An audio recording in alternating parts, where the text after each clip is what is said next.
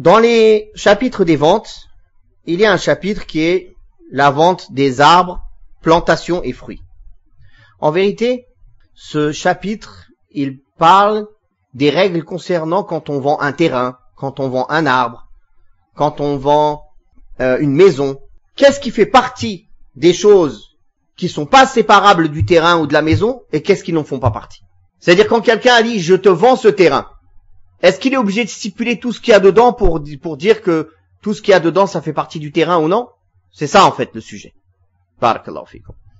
En résumé, tout ce qui fait partie des choses qui ne s'enlèvent pas du terrain, comme les arbres sur le terrain, ou les constructions qui sont sur le terrain, il n'y a pas besoin qu'elles soient stipulées pour qu'elles en fassent partie. Et ça, selon les 4 écoles juridiques.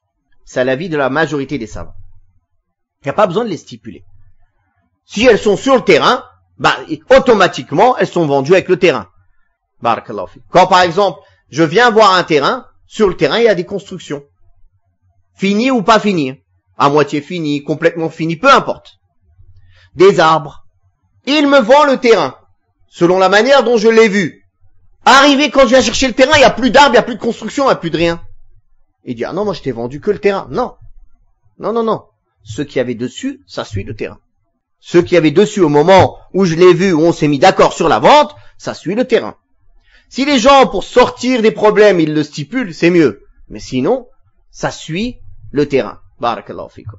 De même, quand on achète une maison, alors, tout ce qui est lié à la maison, qui ne se transporte pas, alors ils font partie de la maison aussi. Certains ont rapporté l'unanimité des savants sur ça aussi. Tout ce qui rentre dans le monde de maison. C'est pas, par exemple, je t'ai vendu la maison.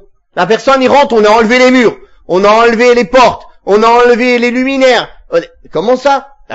La maison elle est là. J'ai pas menti, la maison elle est là. Il l'a vidée en entier à l'intérieur, même des choses qui se transportent pas.